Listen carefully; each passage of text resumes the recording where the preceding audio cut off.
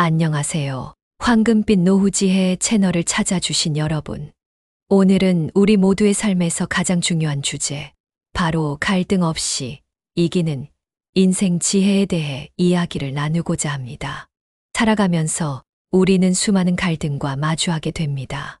가족 간의 갈등, 직장에서의 갈등, 이웃과의 갈등. 이러한 갈등들이 우리의 삶을 얼마나 힘들게 만드는지 모두가 잘 알고 계실 것입니다. 하지만 여러분, 갈등이 꼭 부정적인 것만은 아닙니다. 갈등은 오히려 우리를 성장시키는 자양분이 될 수 있습니다. 문제는 이 갈등을 어떻게 바라보고 어떻게 대처하느냐에 있습니다. 오늘 제가 여러분과 나누고 싶은 이야기는 바로 이것입니다. 어떻게 하면 갈등 상황에서 상대방도 배려하면서 동시에 나의 이익도 지켜낼 수 있는지, 그 현명한 처세술의 핵심을 말씀드리고자 합니다. 제가 수십 년간 살아오면서 깨달은 것이 있습니다. 진정한 승리는 상대를 이기는 것이 아니라 갈등 자체를 이기는 것이라는 사실입니다. 갈등에서 이기려고 하면 할수록 우리는 더 큰 갈등의 소용돌이에 빠져들게 됩니다. 하지만 갈등을 해결하려고 노력할 때 우리는 진정한 평화와 행복을 찾을 수 있습니다. 오늘 여러분께 들려드릴 이야기들은 단순한 처세술이 아닙니다. 이것은 인생을 살아가는 지혜이자 행복으로 가는 길잡이입니다. 우리는 때로는 강해야 하고, 때로는 물러설 줄도 알아야 합니다. 때로는 침묵해야 하고, 때로는 단호히 자신의 의견을 말해야 합니다. 이러한 상황들을 현명하게 구분하고 대처하는 방법, 그것이 바로 오늘 우리가 함께 나눌 인생의 지혜입니다. 여러분의 삶에 작은 도움이 되길 바라는 마음으로 제가 경험하고 깨달은 소중한 지혜들을 하나하나 나누어 보도록 하겠습니다. 끝까지 함께 해주시면 감사하겠습니다. 먼저 우리가 꼭 알아야 할 것이 있습니다. 인생에서 마주치는 대부분의 갈등은 서로에 대한 이해 부족에서 시작됩니다. 우리는 늘 나의 입장에서만 상황을 바라보려 합니다. 내가 얼마나 힘든지, 내가 얼마나 노력했는지, 내가 얼마나 억울한지.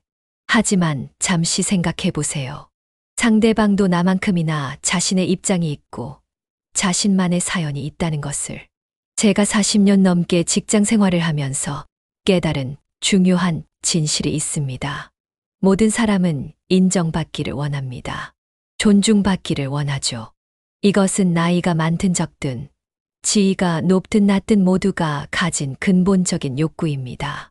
그래서 갈등을 해결하는 첫 번째 열쇠는 바로 상대방을 진심으로 인정하는 것입니다. 이것은 약해지거나 지는 것이 아닙니다. 오히려 이것이야말로 가장 강력한 무기가 될 수 있습니다. 예를 들어볼까요? 제가 한때 직장에서 경험했던 일입니다. 새로 부임한 상사와 심각한 업무 갈등이 있었습니다. 제가 오랫동안 해오던 업무 방식을 완전히 바꾸려 하셨거든요. 처음에는 저도 강하게 저항했습니다. 이렇게 해왔는데 왜 바꿔야 하나? 지금 방식이 더 효율적인데 하는 생각만 가득했죠. 하지만 어느 날 저는 다른 시각으로 상황을 바라보기로 했습니다. 상사의 입장에서 생각해보기로 한 거죠. 새로운 조직에 부임한 상사 입장에서는 자신의 역량을 보여주어야 하는 부담감이 있었을 겁니다. 또한 전체적인 시스템을 개선하려는 순수한 의도도 있었겠죠. 이렇게 생각하니 마음이 조금씩 달라지더군요. 그래서 저는 전략을 바꾸었습니다. 정면으로 부딪히는 대신 먼저 상사의 의견을 경청하고 그의 관점을 이해하려 노력했습니다. 과장님의 새로운 방식이 흥미롭네요. 이런 부분은 정말 좋은 것 같습니다. 다만 제가 경험한 바로는 이런 점들을 고려하면 더 좋을 것 같은데 어떻게 생각하시나요? 이렇게 접근하니 놀라운 변화가 일어났습니다. 상사는 제 의견을 진지하게 경청하기 시작했고 우리는 점차 서로의 장점을 살리는 방향으로 업무 방식을 개선해 나갈 수 있었습니다. 결과적으로 이전보다 더 효율적인 시스템이 만들어졌고 부서 전체의 성과도 향상되었죠. 이것이 바로 갈등 없이 이기는 것의 실제 사례입니다. 제가 고집을 부리며 맞섰다면 어떻게 되었을까요? 아마도 서로 상처만 받고 결국 누구도 원하지 않는 결과를 맞이했을 것입니다. 여러분, 여기서 중요한 포인트가 있습니다. 제가 말씀드리는 갈등 없이 이기는 것은 결코 자신을 숨기거나 굽히라는 뜻이 아닙니다. 오히려 더 현명하고 전략적으로 자신의 의견을 관철시키는 방법입니다. 상대방을 인정하고 존중하는 것이 첫 단계라면 두 번째 단계는 적절한 타이밍을 찾는 것입니다. 모든 일에는 때가 있습니다. 좋은 의견이라도 잘못된 타이밍에 전달하면 오히려 역효과가 날 수 있죠. 제 경험을 하나 더 나누어 볼까요? 가정에서 있었던 일입니다. 절약 정신이 투철한 제 아내는 항상 에어컨 사용을 극도로 자제했습니다. 한여름에도 선풍기로 버티자고 하셨죠. 처음에는 제가 직설적으로 이렇게 더운데 에어컨도 못 틀고 어떻게 사냐며 불만을 표현했습니다. 당연히 이런 접근은 갈등만 키웠죠. 결국 더 현명한 방법을 찾아야 했습니다. 그래서 저는 전략을 바꾸었습니다. 먼저 아내의 절약 정신을 진심으로 인정하고 칭찬했습니다. 그리고 에너지 효율이 높은 최신 에어컨의 전기세 데이터를 찾아 보여드렸죠. 더위로 인한 건강 악화가 오히려 더 큰 지출을 불러올 수 있다는 점도 차분히 설명했습니다.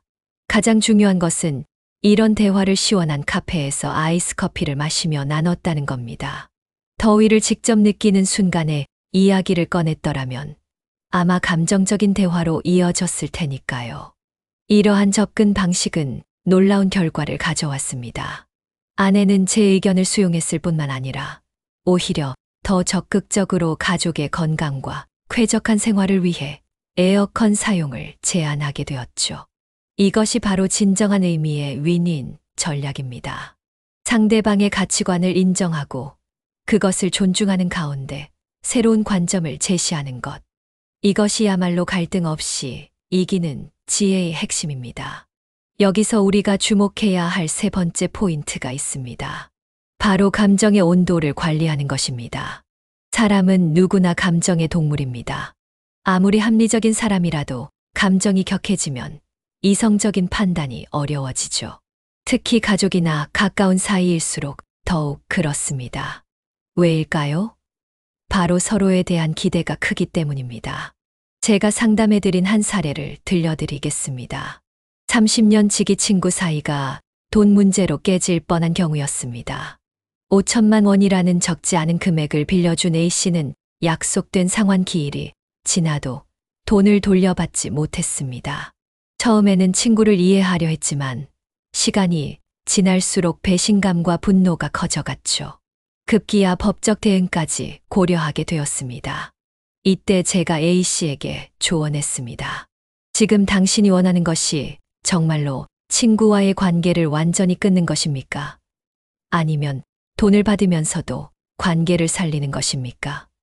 이 질문은 A씨의 마음가짐을 완전히 바꾸어 놓았습니다. A씨는 자신의 진정한 목표가 무엇인지 다시 생각해 보게 되었고, 감정을 조금 식히고 나서 친구와의 대화를 시도했습니다. 차분하게 대화를 나누다 보니 친구의 사정도 더 깊이 이해하게 되었죠.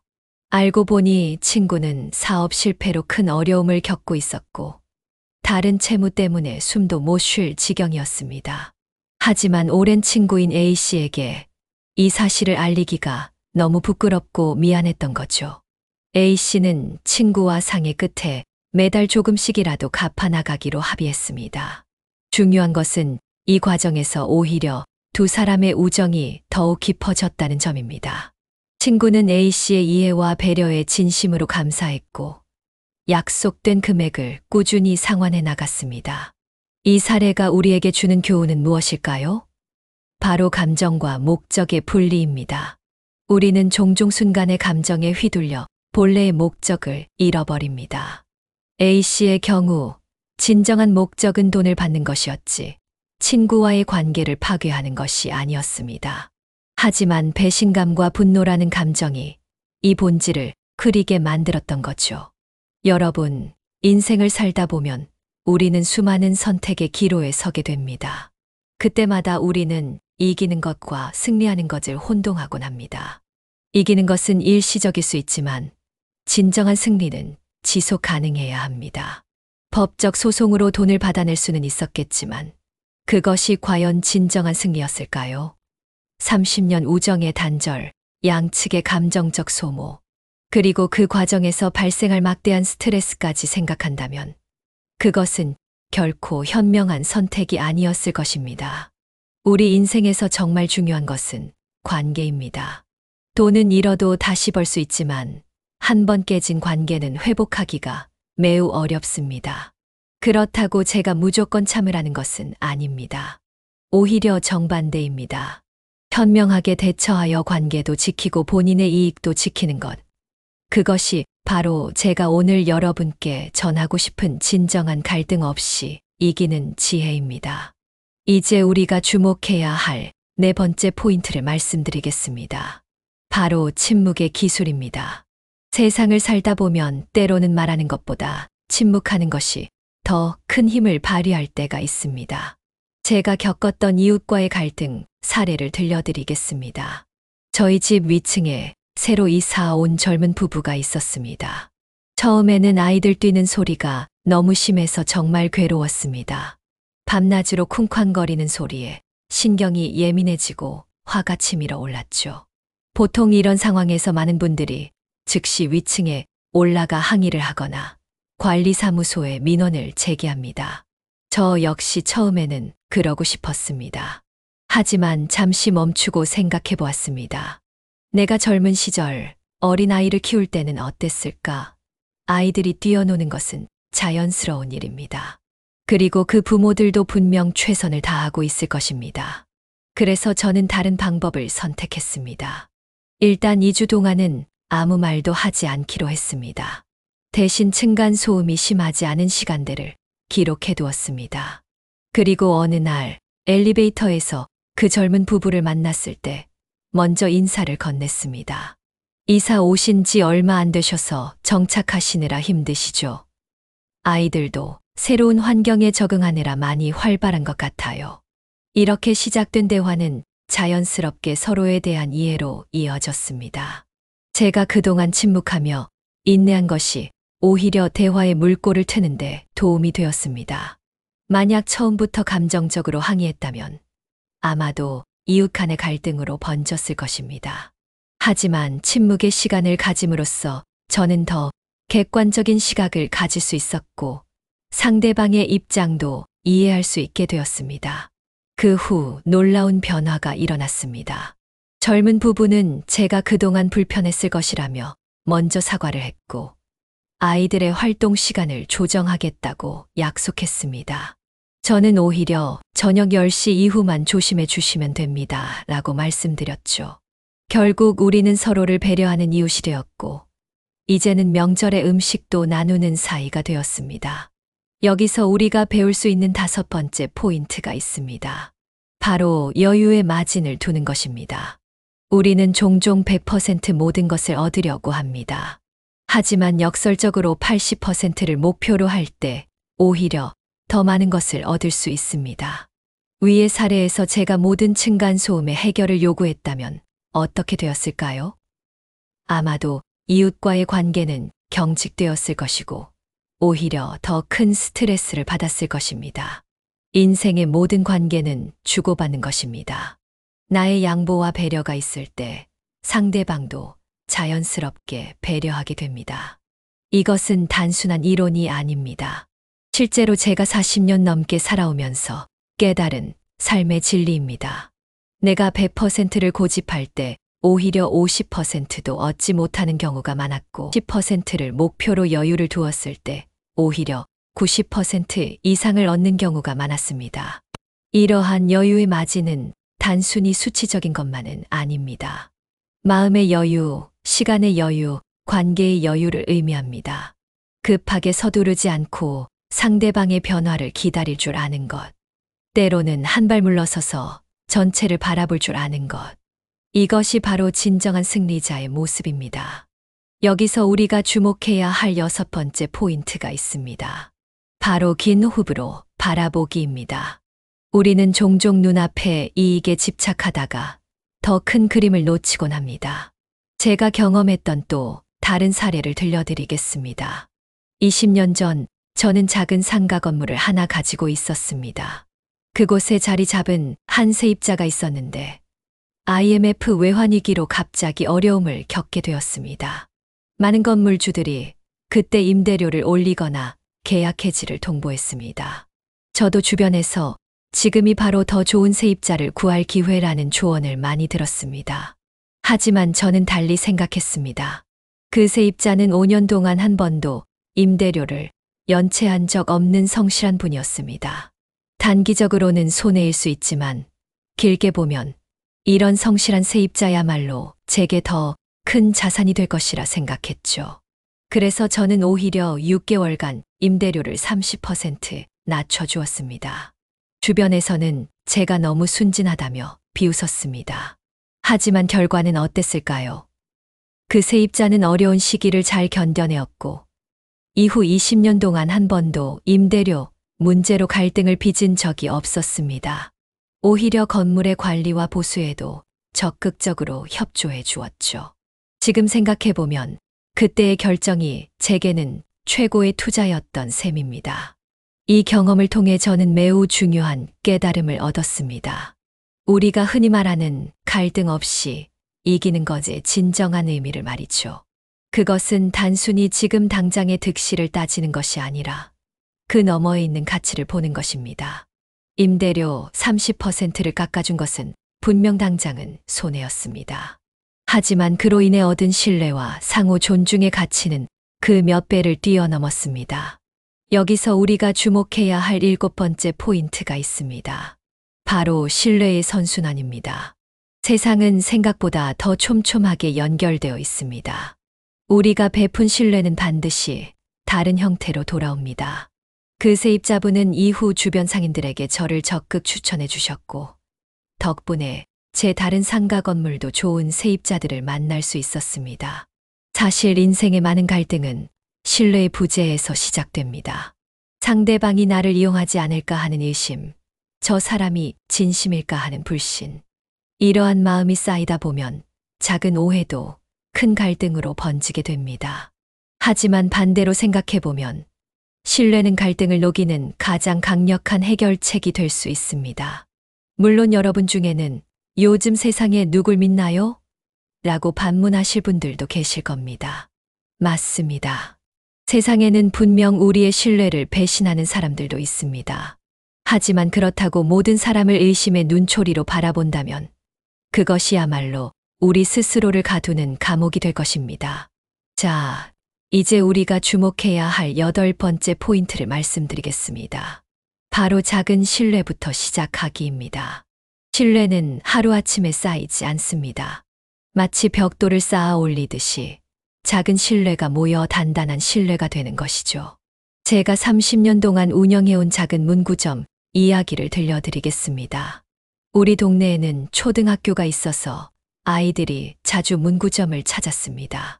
어느 날 한 초등학생이 급하게 필요한 학용품이 있는데 돈이 조금 모자란다며 찾아왔습니다. 1,000원쯤 부족했던 것 같네요. 많은 가게들은 아이들에게 외상을 주지 않습니다. 하지만 저는 그 아이를 믿어보기로 했습니다. 다음에 올 때 가져다 주렴 하고 물건을 먼저 주었죠. 다음 날 그 아이는 약속대로 돈을 가져왔습니다. 그 후로 이 이야기가 입소문이 나서 다른 아이들도 가끔 비슷한 상황에서 도움을 요청했고, 놀랍게도 단 한 번의 예외도 없이 모두가 약속을 지켰습니다. 더 놀라운 것은 이 아이들이 자라서 어른이 되고 이제는 자신의 아이들과 함께 제 가게를 찾는다는 것입니다. 작은 신뢰가 쌓여 이제는 돈으로는 살 수 없는 귀중한 자산이 되었습니다. 이것이 바로 제가 말씀드리는 갈등 없이 이기는 삶의 실체입니다. 당장의 1,000원을 받지 못할 수도 있다는 위험을 감수했지만 그로 인해 얻은 것은 수십 년의 신뢰와 단골 고객이었습니다. 이제 우리가 살펴볼 9번째 포인트는 디지털 시대의 신뢰 쌓기입니다. 요즘은 비대면 소통이 늘어나면서 신뢰를 쌓기가 더 어려워졌다고 말씀하시는 분들이 많습니다. 하지만 제가 최근에 경험한 온라인 쇼핑몰 사례를 들려드리면서 이야기를 나눠보겠습니다. 제 손녀가 운영하는 작은 온라인 쇼핑몰이 있습니다.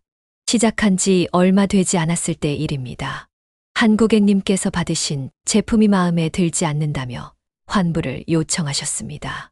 보통은 반품 배송이 도착한 후에 환불을 해주는 것이 일반적인 절차입니다. 하지만 그 고객님께서 급하게 돈이 필요하다고 하셨죠. 많은 사람들이 사기를 당할 수 있다며 만류했습니다. 하지만 저는 손녀에게 이렇게 조언했습니다. 할아버지가 문구점에서 아이들을 믿었던 것처럼 너도 고객을 믿어보는 게 어떻겠니? 손녀는 고민 끝에 선환불을 해주기로 결정했습니다. 그리고 고객님께 정중하게 말씀드렸죠. 저희를 믿어주신 만큼 저희도 고객님을 믿겠습니다. 결과는 어땠을까요? 그 고객님은 약속대로 제품을 반품하셨고, 더욱 놀라운 것은 이 이야기를 SNS에 올리셨다는 것입니다. 요즘 세상에 이런 믿음을 주는 쇼핑몰이 있다니. 라는 후기와 함께요.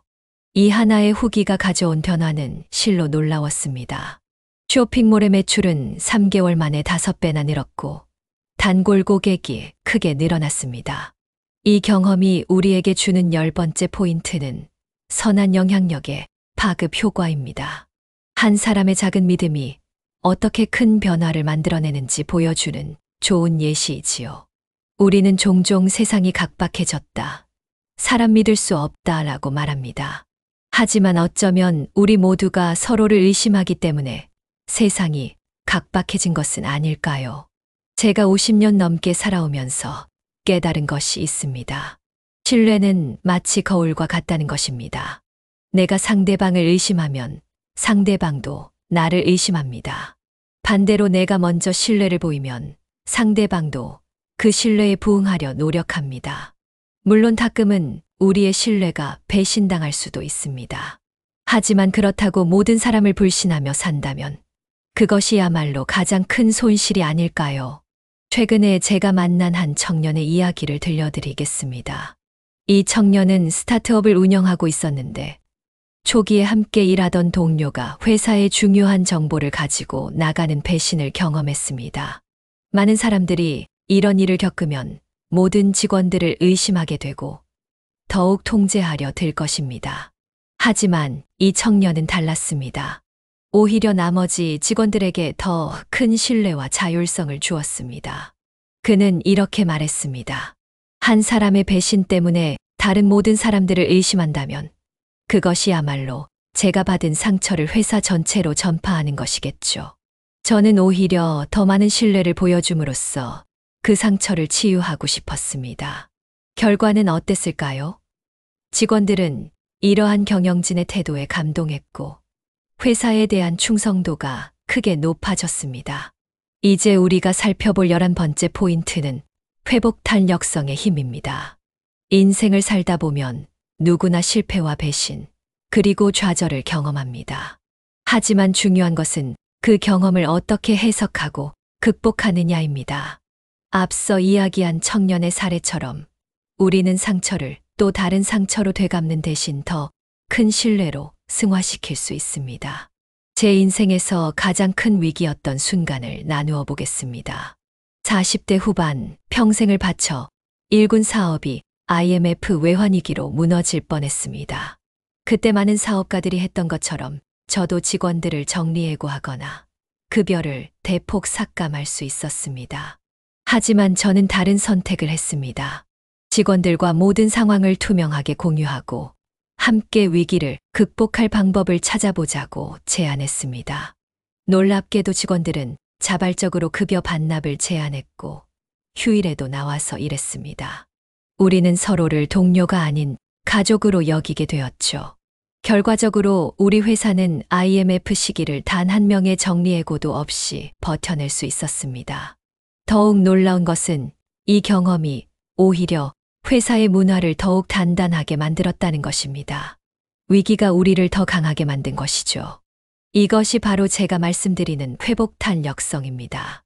역경을 만났을 때 무너지지 않고 오히려 그것을 도약의 기회로 삼는 것. 이것은 단순히 긍정적인 마인드만을 의미하는 것이 아닙니다. 현실적인 문제를 직시하되 그것을 해결하는 과정에서 새로운 가능성을 발견하는 것입니다. 이제 우리의 마지막 포인트인 12번째를 말씀드리려 합니다. 바로 감사의 힘입니다. IMF 위기 때의 경험은 제게 매우 특별한 깨달음을 주었습니다. 어려운 시기였음에도 불구하고 오히려 그때 우리는 서로에 대한 감사함을 더 깊이 느꼈습니다. 위기가 우리를 더 겸손하게 만들었고 서로의 소중함을 일깨워 준 것이죠. 실제로 많은 갈등이 당연하다는 생각에서 시작됩니다. 배우자가 해주는 집안일, 자녀가 보여주는 효도, 직원들의 헌신, 이웃의 배려, 이런 것들을 당연하다고 생각하는 순간 우리는 그것이 얼마나 소중한 것인지를 잊어버리게 됩니다. 반대로 모든 것에 감사할 줄 아는 사람은 갈등을 다루는 방식도 달라집니다. 최근에 제가 상담해준 부부의 이야기를 들려드리겠습니다. 결혼 30년 차의 이 부부는 서로에 대한 불만이 쌓여 이혼까지 고려하고 있었습니다. 저는 이 부부에게 특별한 과제를 하나 내주었습니다. 2주 동안 매일 저녁, 그날 상대방에게서 발견한 감사한 점 단 한 가지를 작은 쪽지에 적어 전달하는 것이었죠. 처음에는 어색해했지만 점차 변화가 일어났습니다. 남편은 아내가 매일 준비하는 도시락에 담긴 정성을, 아내는 남편이 퇴근길에 들러 사오는 과일 한 봉지의 의미를 다시 보게 된 것입니다. 작은 감사가 쌓이자 서로를 바라보는 시선이 달라졌고 갈등은 자연스럽게 줄어들었습니다. 오늘 우리가 함께 나눈 이야기들이 여러분의 삶에 작은 도움이 되었기를 진심으로 바랍니다. 갈등 없이 이기는 삶, 그것은 결코 쉽지 않은 길입니다. 하지만 불가능한 것도 아닙니다. 상대방을 이해하고 긴 호흡으로 바라보며 작은 신뢰부터 쌓아가다 보면 우리는 분명 더 나은 삶을 만들어갈 수 있습니다. 여러분, 이렇게 소중한 시간을 함께 해주셔서 진심으로 감사드립니다. 황금빛 노후지혜 채널은 앞으로도 여러분의 인생에 도움이 될 수 있는 소중한 지혜들을 계속해서 나누어 가고자 합니다.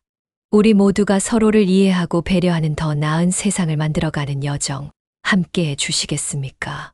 더 많은 인생의 지혜를 나누고 싶으신 분들은 구독과 좋아요, 그리고 알림 설정을 눌러주세요. 여러분의 작은 관심이 제게는 큰 힘이 됩니다. 또한 댓글로 여러분의 경험과 생각도 함께 나누어 주시면 감사하겠습니다. 우리는 서로의 이야기를 통해 더 큰 지혜를 얻을 수 있으니까요. 다음 영상에서는 더욱 알찬 내용으로 찾아뵙겠습니다. 여러분의 하루하루가 행복으로 가득하시길 바랍니다. 감사합니다. 좋아요와 구독, 알림 설정, 여러분의 작은 관심이 제게는 큰 힘이 됩니다. 황금빛 노후지의 채널에서 다음 주에 또 만나요.